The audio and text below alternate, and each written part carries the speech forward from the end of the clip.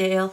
예, 서동시집의 마지막 묶음 낙원에서인데요. 이슬람에서 그 용감한 전사들은 죽으면은 낙원에 가는데 공문에 따라서 그리고 낙원에서는 그 성처녀들이 후리들이 맞이해서 여러 가지 환대를 해준다고 그럽니다.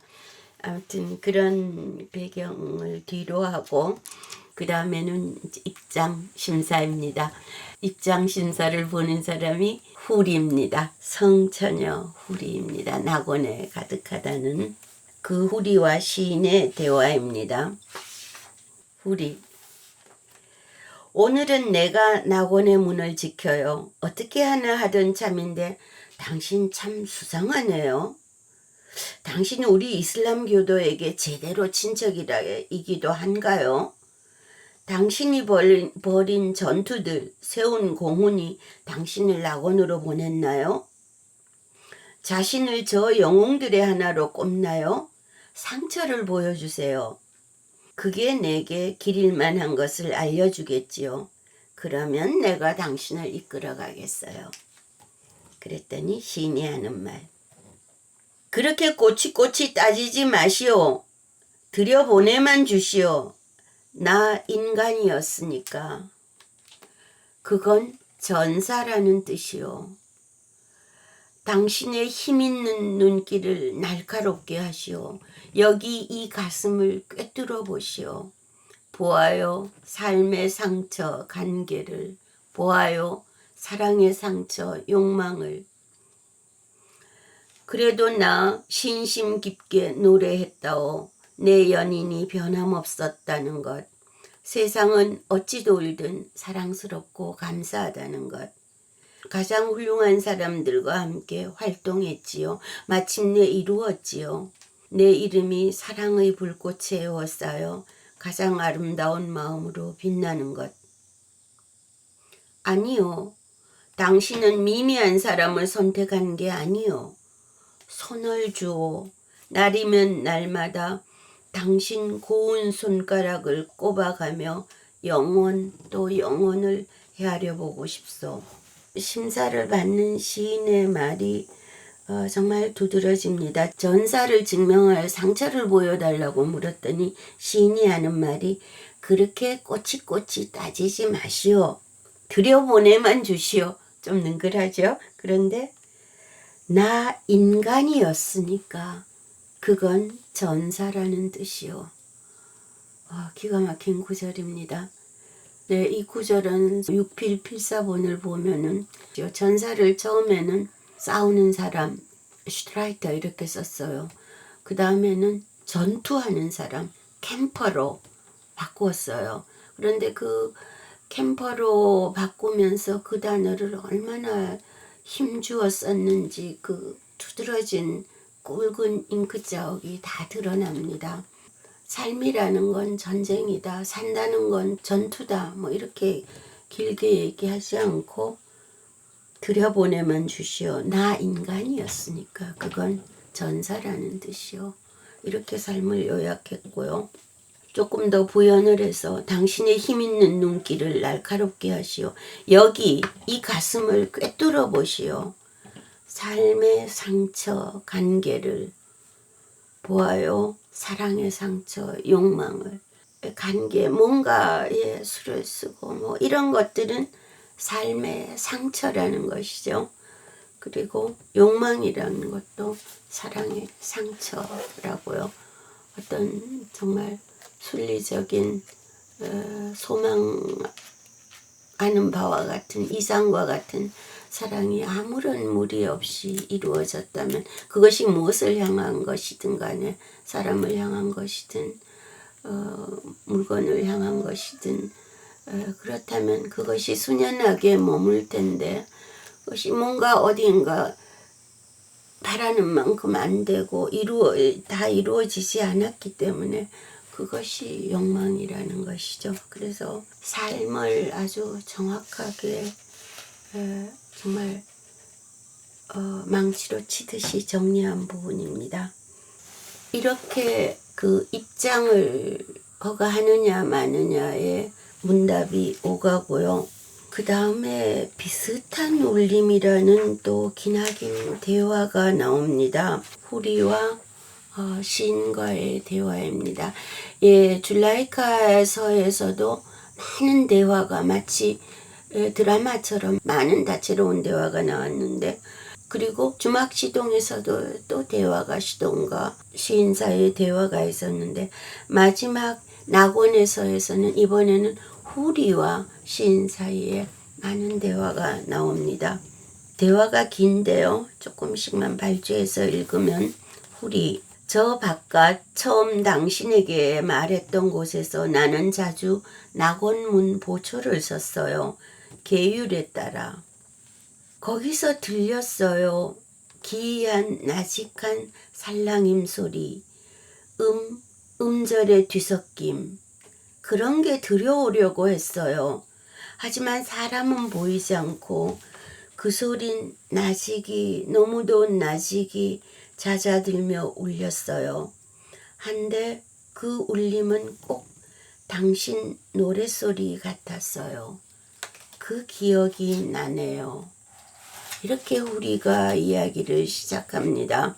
이 전체 시집의 첫 서시였던 헤지라에서 마지막 부분이 이랬습니다. 그대들 이런 시인이 부럽거든 부럽다 못해 괴롭거든 알아나 두어라. 시인의 말은 낙원의 문 주위를 언제나 나직이 두드리며 감도는 것을, 영원한 생명을 간구하며. 이렇게 해서 낙원이 연결이 됩니다. 서시와. 당신의 사랑, 당신의 입맞춤이 황홀하오. 비밀을 캐묻고 싶진 않소. 하지만 말해주오. 그대 언제 지상의 나날에 참여한 적 있었는지. 나는 자주 이런 것만 같소. 마음속에 불러오고 싶소. 증명하고 싶소. 언젠가 당신 이름은 줄라이카였어. 후리. 우리는 원소들로 만들어졌답니다. 물, 불, 흙, 공기에서 곧바로요. 하여 현세의 향기는 우리 본질에 아주 거슬린답니다. 우리는 결코 당신네들에게로 내려가지 않아요. 하지만 당신네들이 우리에게 쉬러 오면은 그럼 우리는 할 일이 너무나 많지요. 지상의 줄라이카의 모습인데, 그러나 우리가 지상에 언제 줄라이카였냐 그러니까 그렇지는 않다고 그래요. 지상으로는 안 내려간다고. 그럼에도 줄라이카의 모습을 한 우리가 시인을 맞아줍니다. 후리의 이야기가 이어지는데요. 이렇게 얘기를 합니다. 그대들이 생각하시겠듯 우린 생각을 해야 한답니다. 그대들의 연인과 닮아야 합니다. 우리의 자기 사랑은 없어져 버렸어요. 아가씨들은 귀를 긁으며 아양을 떨었지요. 하지만 우리는 생각했지요. 영원한 삶 가운데서는 만물에 곧바로 스며들어야 한다고요.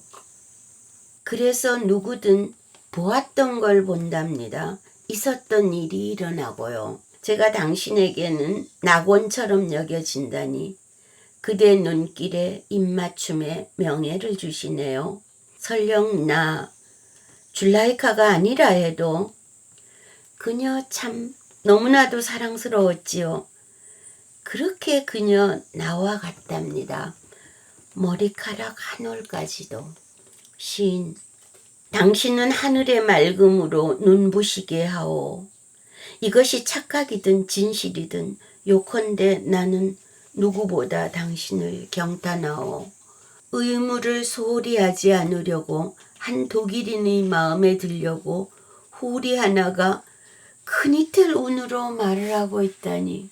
크니텔 운은 약간 불규칙하면서 강음인에게 있는 독일의 전형적인 그런 운율인데요. 후리 하나가 크니텔 운으로 말하고 있다니 이런 말을 해요. 사실 파우스트에서도 파우스트와 헬레나가 미의 화신 헬레나가 만나는 장면에서도 그때까지 고대 그리스 운율로 말을 하던 헬레나가 보초의 말을 들으면서 어찌하면 나도 저렇게 아름답게 말할 수 있어요 하면서 게르만 운율로 넘어오는 그런 장면으로 운율에까지 적응하는 장면으로 두 사람의 만남을 묘사하는데, 여기서도 한 독일인의 마음에 들려고 후리아나가 크니텔운으로 말하고 있다니, 이런 재미난 표현이 나옵니다. 근데 사실 원문에서 여기 크니텔운이 정확하게 담았지는 않고 약간 틀려가면서 맞습니다. 네, 그러니까 후리가 이러네요. 네, 당신도 운을 맞추네요. 오직 거침없이 마치 영혼에서 솟아나오는 듯. 우리 낙원에서 함께하는 사람들은 순수한 뜻과 말과 행동으로 마음 기울여 있죠. 아시지요? 짐승들도 제외되지 않았어요. 오로지 순종하고 충직한 짐승들요. 억센 말이 후리를 언짢게 할 수 없어요. 우리는 느낀답니다. 마음에서 우러나오는 말. 네, 마음에서 우러나오는 말, 또 신선한 샘에서 솟구쳐 나오는 것. 그건 낙원 안으로 흘러도 좋지요. 파우스트 얘기를 잠깐 했었는데, 헬레나가 어찌하면 나도 그렇게 아름답게 말할 수 있나요? 했더니 파우스트가 마음에서 우러나오면 되지요. 이렇게 얘기를 합니다. 두 사람의 만남을 그렇게 그리는 것도 재미있지만 또 그것은 시학이기도 해서요. 사실 마음에서 우러나온 말, 진정한 말, 이런 것이 시의 근본이겠죠. 그 다음에는 7 잠자는 사람들이란 기나긴 일화가 이어집니다. 어떤 이야기인가 하면은 황제가 있었는데, 황제가 파리 한 마리 때문에 쩔쩔매는 모습을 보고 이 젊은 사람들이 이 막강한 신과 같은 황제가 저렇다니 하고 실망을 느껴서 궁정을 떠났고, 황제가 불러도 안 와서 노여워서 그 동굴을 밀봉을 해버렸는데, 그럼에도 불구하고 천사가 그들을 돌려가며 눕혀서 상하지 않게 해서 그들이 오래 잠을 잤고, 나중에 깨어나서 다시 오니까 배가 고파서 깨어났다고 그러죠. 그리고 이제 이 사람들이 오래된 사람이라는 게 밝혀져서 여러 가지로 자신들이 자신임을 증명을 한 다음에, 그러나 최종적으로 다시 머물지 않고 다시 동굴로 잠을 자러 들어간다는 기이한 이야기입니다. 이 이야기가 이상하게 민간적으로 많이 전해져서 독일에도 예를 들면 7 잠자는 사람들의 그 교회도 있고, 작지만 비가 계속 오면 그 사람들하고 연관이 있다는 얘기도 있고, 이런 민간 이야기들이 전해지는데, 그런 이상한 이야기를 여기에 담아놨어요. 자신의 환멸을 느끼고 황제를 피해서 잠자러 갔고, 다시 깨어났으나 그러나 현세의 권세를 누리지 않고 또다시 택해서 잠자러 간 사람들의 이야기를, 긴 이야기를 낙원의 이야기가 다 한 다음에 덧붙여 놓았어요. 기이한 느낌이 들고, 시인이 낙원에 갔을까? 동굴에서 잠자고 싶어 하나? 이런 여러 가지 생각을 해보게 되는 그런 이야기가 하나 있고, 최종적으로 정말 마지막 인사가 나옵니다. 사랑스러운 노래들아, 이젠 눕거라 내 민족의 가슴에. 사향 구름에 감싸서 천사 가브리엘이 지친 자의 몸을 기분 좋게 지켜주리. 신선하게 소중하게 간직되어 언제나처럼 즐겁게 기꺼이 어울리며 바위 벼랑들도 쪼개거라. 드넓은 낙원을 만고의 영웅들과 더불어 즐기며 성큼성큼 지나도록. 아름다움이, 항시 새로움이 무수한 사람들이 즐기도록 항시 온 사방으로 커가는 그곳. 그렇다 강아지도 그 충직한 것 주인 따라 함께 가도 좋다. 아름다움이, 항시 새로움이 온 사방으로 커가는 그곳. 그것이 낙원이고, 그런데 그것이 나 혼자 독차지하려는 게 아니고 무수한 사람들이 즐기도록 온 사방으로, 항시 온 사방으로 퍼져나가는 그곳. 그곳이 낙원입니다. 예. 그래서 이렇게 해서 거대한 큰 아치가 마무리됩니다. 그러면서 끝에 그렇다 강아지, 그 충직한 것 강아지도 주인 따라 함께 가도 좋다. 이런 애교 있는 것이 또 하나 살짝 덧붙여지고요. 심각한 얘기가 나오면 이렇게 또 조금 덧붙여지면서 가볍게 마무리를 합니다. 이 시로서 이 정말 그 엄청난 양의 서동시집 전체가 마무리됩니다. 그것이 마지막 인사였고요.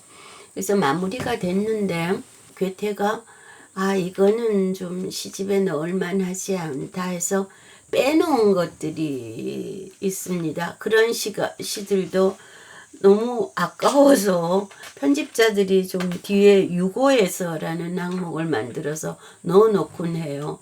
버리기 너무 아까웠던 시. 괴테는 버렸지만. 예, 여기까지가 서동시집의 시편이었습니다. 이렇게 마무리되고요. 다음에는 산문편이 이어집니다. 서동시집은 제목은 시집인데 사실은 시가 절반, 산문이 절반이고 그 산문은 지금도 오리엔트하게 마그나 카르타라고 불리울 만큼 비중 있는 산문입니다. 그것은 다음 편에서 이야기하겠습니다. 예, 그 많은 시 읽어주시고 들어주시고 고맙습니다.